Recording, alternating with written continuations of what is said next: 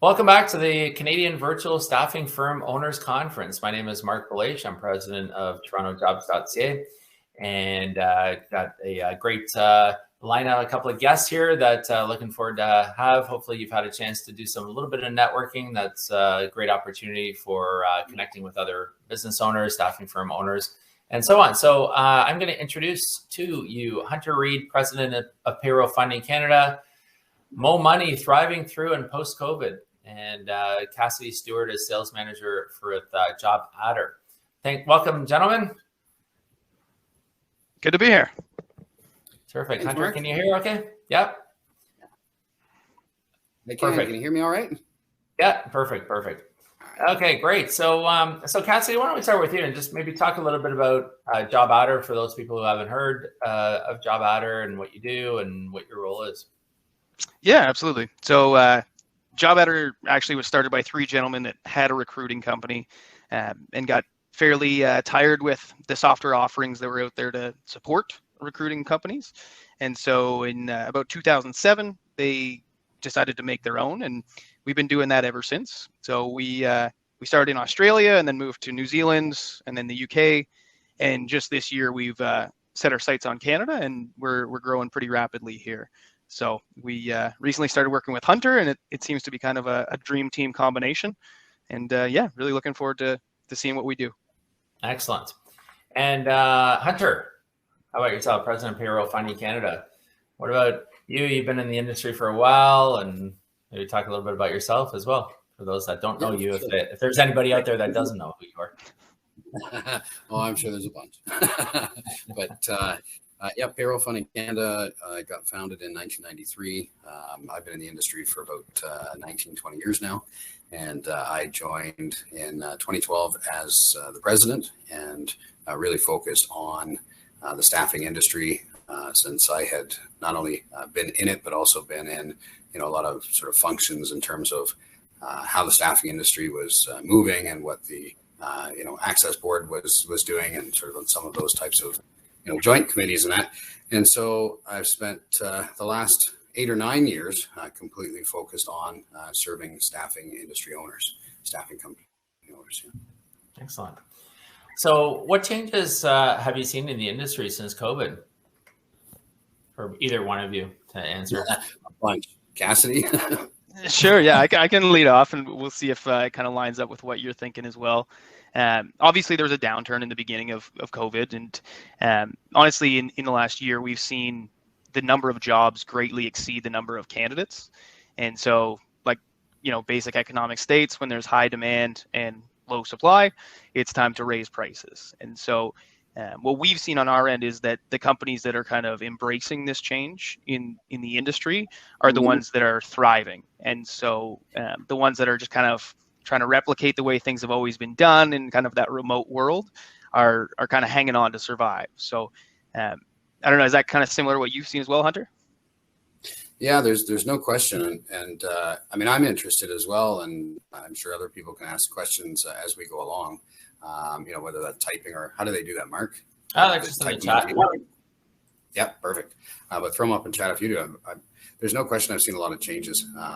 In terms of the beginning, we saw the decline as well. I'd echo all of your thoughts there. But what I wonder is, when you talk about sort of shifting and whatnot, what types of shifts have you been seeing? Maybe, and I'll share some of the ones that we've been seeing as well. Yeah, absolutely. Sorry, go ahead. I was just saying, what specifically have staffing companies, been doing in terms of? Yeah, so from our end, we do a lot of tech stack consultation. So it's more than just, switching your front office software. People that have been really thriving in this space are doing a few different things. So they're focusing on ease of use so they can get new hires trained quickly, because obviously if it's, a candidate market, that doesn't just extend to their clients, it also extends to the staffing companies themselves, right? Microsoft came out with a report that was saying about 41% of employees are looking at making a change in the next 6 to 12 months. And that's not exclusive of recruiters. So part of it is streamlining your operation from a time and energy perspective from your tech stack. and making sure that you can bring in new employees and get them up and running as soon as possible. And then the other part of that too is, really focusing on where your cash flow is going. So because this is the time where every dollar counts to scale as quickly as possible, we've seen existing firms that have never used payroll funding move to that model so that they can kind of redirect the cash flow into scaling the business, bringing in more employees, focusing on growth or hyper growth, as opposed to just continuing the same way things have always been done. Sure. Yeah. Well, there's no question we've seen it. I mean, being in a area of the funding anyhow, certainly we've seen a lot of growth in terms of dozens of startups we've been, working with over this past year and a half in that regard. But one of the things that you touched on there was, the ease of use, able to, onboard quickly or answer perhaps, candidacy, questions very quickly. And not slow down the process. And there's no question we see the same thing. In order to, we've got a whole bunch of job openings, which is absolutely wonderful. We think that's great. But of course, in our industry, we also say, well, if we can't get the candidates, but we have the jobs, we've got a problem. So how do we do that? Becomes a little bit harder, right? We've got more of an outbound push rather than a passive intake of candidates at this point. Recruiters are having to sort of knuckle down and make those overtures rather than just posting on different platforms or mediums in order to attract those candidates, because there's so many opportunities right now that sort of, and when I'm thinking of, or when I'm speaking of this, I'm thinking of that sort of upper level of perhaps not the $15-16 an hour wage necessarily, but we're talking about sort of the 18-19 and up. I think there are major differences in the minimum wage categories that we've been seeing as well. But you've got to be able to get out there. And once you've got the candidate, you've got to keep him or her on the line, right? And that's what you're speaking to. Yeah, absolutely. And, it's crazy how many companies in the staffing industry that we've seen use the same tech stack and switch to. And it's one of our partners, StaffUp App, really streamlines that intake process and really speeds up the process to actually filling. And then from JobAdder, you can manage the placement itself. And then with a company called Timesheet Portal, they can do a really streamlined setup with the clients in terms of getting timesheets approved and whatnot. And then, of course, to you guys to actually do the payroll funding. Yeah, maybe you can describe what tech stacks are, like how do they work and how do they, what are they? Yeah, for sure. So basically a tech stack is the softwares that you use in your business. And so everything from, receiving a new job to placing someone on that job, and then in the end, running the payroll and doing your taxes, it's all the softwares that communicate together. And so more and more in the industry, what we see is a tech stack as opposed to one overall system that does all of those things. And it's just a result of basically the best of the best in the industry are all starting to work together, as opposed to back in the day, in the 80s and 90s, there was one software that would run your whole business front to back. But what that turns into is you get a subpar intake software and a subpar ATS system and then a subpar payroll system. And so now what we're seeing in the industry is partnerships like this, where we're working with Hunter and these other companies to give you kind of an a la carte style setup where we'll handle all of your needs, but you're having the absolute best in each industry work together to give you that best possible tech stack, which is all those softwares working together and passing the data through. And what are some ideal tech stacks to simplify the process for staffing firms? Yeah, so you go, Hunter. Yeah, sorry. No, I was just going to say, well, you certainly wouldn't want payroll funding to develop an ATS for you. I'm going to tell you that right now. So this has been a very good, working relationship, and I like the terminology, in terms of tech stack. But I was just going to put a joke in there, but it's true. Cassidy. Fair enough. Well, we don't do what you do either, so that's why I guess it works so well. But yeah, the two that I mentioned already, StaffUp App is doing really impressive things in the intake space, where they'll actually white label a mobile phone application for you. So it'll have your staffing brand, and it'll look like your app, where candidates can actually feed in their application information. and then that feeds seamlessly into JobAdder, and then JobAdder can pass to timesheet portal to kind of calculate the payroll amounts. But then there are also industry-specific ones. So if you're working, in healthcare temp staffing, there's a system called Job Robotics, which kind of works with different VMS systems to avoid double entering all of that data. And yeah, I would encourage anyone that is interested in how we could improve their tech stack, feel free to reach out to us. We're available at JobAdder, or you can reach out to me on LinkedIn. But yeah, we're always happy to give you a free consultation in terms of what we find the best apps in your industry are, and what we can do from there. Perfect. And you talked about remote talent pools. Maybe you can talk about what those are, and what are the advantages and disadvantages there? Yeah, so I mean, the advantages there is that you're now able to access the top talent across the world for any remote positions. The downside is that it opens up a whole new world of logistics and legality. So for example, if somebody hires someone in Canada and they've never had a Canadian employee before, our payroll system is fairly intricate and complicated. And that's where somebody like Hunter can come in and really simplify that for you, because they're not new to this space. They've dealt with Canadian payroll taxes and benefits and all of those good things for a long time. Awesome. Hunter, anything to add on that, or? Yeah, one of the things I just wanted to speak to, remote work. We're seeing a lot of it in a variety of space, obviously, but IT is coming to mind as a really big one. In terms of being able to pay individuals that are cross-border or overseas or so forth, Cassidy makes a good point about the legalities. How do you do that? And often what we're seeing is, at least in the tech space, a lot of people are moving to sort of the independent contractor route, but then how do you deal with, the people, if you're hiring them from overseas, and as an example, how do you ensure that that's actually meeting whatever the legislature may be in terms of where that individual then resides? And there's a number of, again, this comes back to partnerships. I appreciate where Cassidy's gone with this. We focus completely on Canada and are partnered in the States so that we can handle business across the border. But it requires those types of partnerships and know-how to be able to do it correctly and not get caught. And I think, bring that, back around to, how do we make more money in these environments? How, and sort of the part of the talk and some of the things we wanted to talk about specifically today. And I think many people on here are saying, tell me how to make more money at that, already, let's go.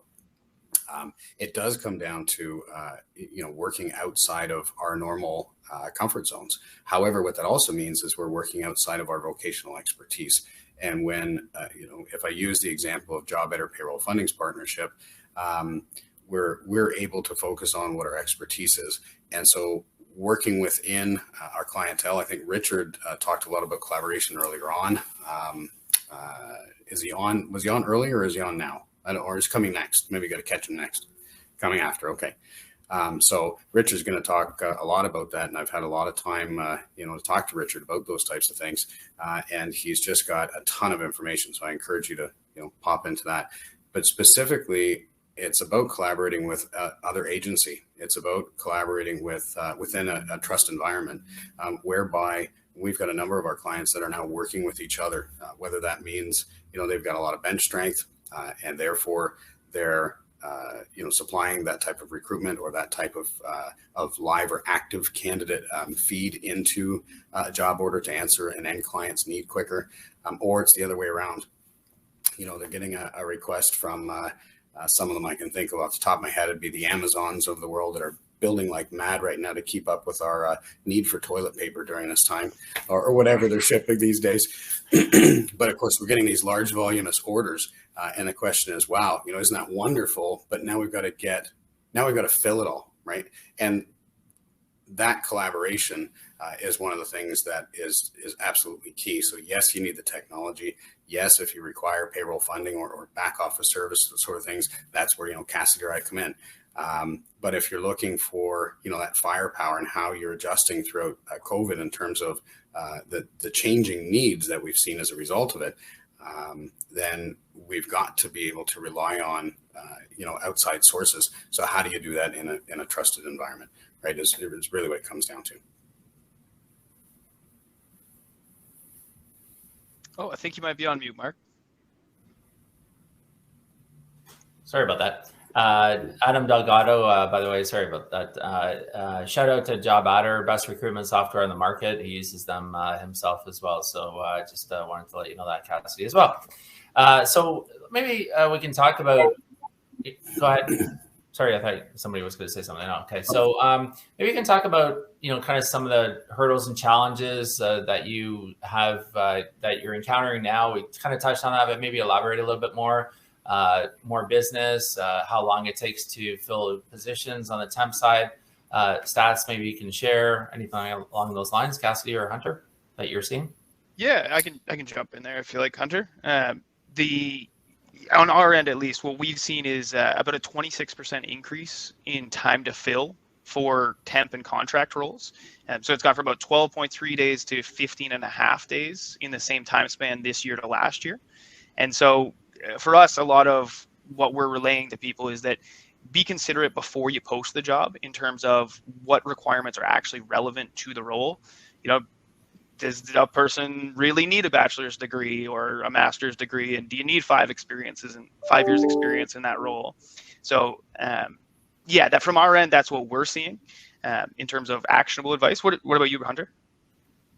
Yeah, there's some key feedback here that we've been getting throughout this past year. No question, time is up, and we all know this. We're feeling it in our businesses. Spending, so just off the top of my head, in no particular order. Again, this is from smarter, wiser people than me that are all in the front lines, right? There are a lot of the folks that are here right now on this call, this conference. It's spending time up front with your client and really mapping out what the needs are, to speak to what you just said, Cassidy.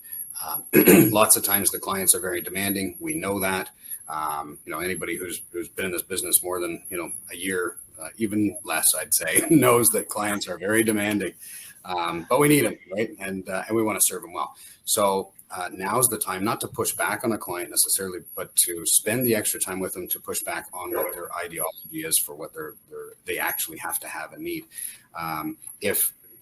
What we know is we don't have enough candidates to fill the good jobs. So if we can change those requirements, really encourage our clients in the front end to get down to what is absolutely necessary, then it's not about fitting more candidates into it. It's about giving more breathing room for that solid candidate that says, you mean I can still work from home 1 or 2 days a week, or I can, do these types of things. You're attracting a better candidate as a result. But from a staffing, again, so number one, from a staffing firm point of view, it's spending a little more time up front with the customer to see if you can't create that breathing room inside of a job order, rather than taking the job order as often we have, or I'm not going to speak for everybody, but you get an order and you're excited and it sounds great and it's something that would have fit a year ago or a year and a half ago per se, and we're saying, yeah, we're just going to do it. Now it's about sort of front end loading that, changing that a little bit. So that's key, because now we're spending less time, right? So that we're spending less time with more time with less candidates. That's what I'm trying to say. So we're not getting the volume of candidates in that we normally have. So if we have that, we're now going to spend more time with the key candidates that we do have. We want them to be able to fit, into those jobs, and theoretically then shrink the amount of time that we're spending, in terms of that recruitment process. So you don't want to be, putting cut and paste job ads. I'm not saying we do this, but, sort of cookie cutter, versus cut and paste, but sort of job ads out there. If you're typically going to have, 10 or 15 job orders up on job boards and things like that, you're getting this influx, but you're not getting an influx of the quality that you're after for those jobs. So that's a couple of pieces of feedback that we're seeing quite often. Yeah. And you're both dealing with staffing firm owners. What about the ones who are starting up? Hunter, you mentioned that there's a number of them that have started up in the last year and a half. What advice do you have? How can you help them? Maybe there's a chance there to plug what each of you are doing. We have just a few minutes left here. Yeah, and I would say, moreover, than how we can help you. I absolutely love helping startups, not necessarily from a payroll funding point of view. I love it because I love startups. I'm a startup guy, if you will, so I've done a number of things and I really enjoy that. So when it comes to doing a startup, my first advice is, pick your clients very carefully. So you're going to say, well, I've got 10 different people. I can go after all these different pieces of business and I'm going to be a generalist. I'm going to do everything. And my answer is no. Pick up the phone, speak to your top 3 or 5, people. And we have them. We all have them. Who are your top 3 to 5? Ask them very specifically how you can serve them. And if that matches your talent, you've got a great start. And then grow, but grow it methodically. Don't just pick up the, I don't want to pick on any end, user of staffing services. So, but any really bulk order type company, that says, hey, I need 800 guys for my Christmas rush, and you're my next winner. You're going to go find them all for me, right? Aren't you, Marc? Absolutely. Whatever. And we used to say, sure, we will. No, don't do that. Shape the client expectations. Say, hey, you know what? I'm a team of 4 people, or I'm a team of 2 people. I'm a startup. Maybe it's just me. Starting. Tell you what, I can do that, but I'm only going to give you 10 or 20. Build the expectation. Know what orders you're taking on. Take on the ones that you have expertise in. And if you don't, look laterally into your field. MCLS is something we're involved in, which is the collaborative platform. Talk to other business owners in this space and say, hey, if I were to take on this job from, maybe it's my friend or my buddy or my past contact, can you help me provide the actual fulfillment that they're expecting? And in less, hopefully, than 15 days, if that's our current average, Cassidy. That was an interesting statistic you gave, right? I mean, look, end clients, if they're the only reason that they're talking to us in the staffing world is because they've tried it and they have not achieved what they need to for their own company's sake, right? We are the second call. The only time we're the first call is when the business has understood that they're not going to hire this internally. It's a bulk group of people. Maybe it's a Christmas rush. Maybe it's particular, variety of different reasons. Almost always we're the second call. So we're having to respond as quickly as possible. And we do it for a few reasons. One, if we get through the gate quickly with a good candidate or a good set of candidates, of course, we get paid. 2, we've got competition. It's not because our clients, the end client wants to deal with 3 or 5 or 9 staffing firms. They'd love to deal with one that could do it all, but there's no one that can do it all, even if we think we can sometimes, right? So it's about that piece. Pick up what you can do and then do it well. Oh, perfect. Real quick, we have 1 minute left here. Cassidy, how can people reach you? And then Hunter, how do people reach you? So Cassidy, you want to start? Yeah, feel free to reach out via LinkedIn. I know recruiters are pretty much always on there anyways. So yeah, feel free to reach out that way. You can also reach me at cstewart@jobadder.com.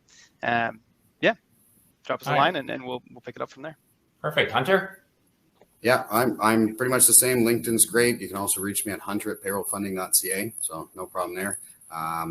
And we can go from there. And do we have we got 1 minute left to talk about our launch party tonight? Yeah, I was going to do that next. Yeah, I wanted to thank I wanted to thank Payroll Funding for sponsoring today's event. Payroll Funding supports recruitment agencies of all sizes to access funds and payroll services quickly to grow your business. So make sure to do that. And yeah, I was going to mention if you're a staffing firm owner in the Toronto area and you're around tonight, join us for the Back to Networking event presented by Payroll Funding and JobAdder at the Drake Sky Bar, 1150 Queen Street West, downtown Toronto, 6 to 9 p.m. You have to RSVP to info@payrollfunding.ca, or you can also text me personally at 905-783-1777 with your name and company name and position, and I'll make sure you get added to the list. I'll be there and hope you can make it. Do you guys want to add anything else, Cassidy and Hunter? It's going to be a good time tonight, right? Absolutely. I think not only going to be a good time, I love the fact that we can actually get out and talk to people. It is a private event. We've got the whole place. Nobody's going to be pitching anything. We're literally just loving on, meeting our clients again that we haven't seen in a long time. Anyone, please, you're very, very welcome to join us. Hit any one of us, up and just throw us your name of yourself, your colleague. Love to see you out tonight. Just be nice to actually shake hands again. Yeah, that's for sure. Masks. Go ahead, Hunter. I just said, and have a drink. And have a drink. Masks are optional, I guess, right?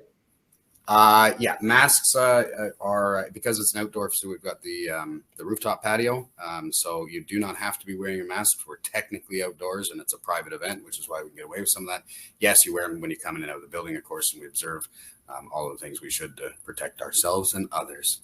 Terrific. So that's at the Drake Sky Bar, 1150 Queen Street West, downtown. It runs from 6 to 9 p.m. RSVP info@payrollfunding.ca or text me 905-783-1777. The three of us will be there, at least many more. And it's a great night here in Toronto. So let's have a great time tonight. And I want to thank both of you, Cassidy and Hunter, for being on today's panel. No, thanks for having us. Signing off. Absolutely. Thanks so much.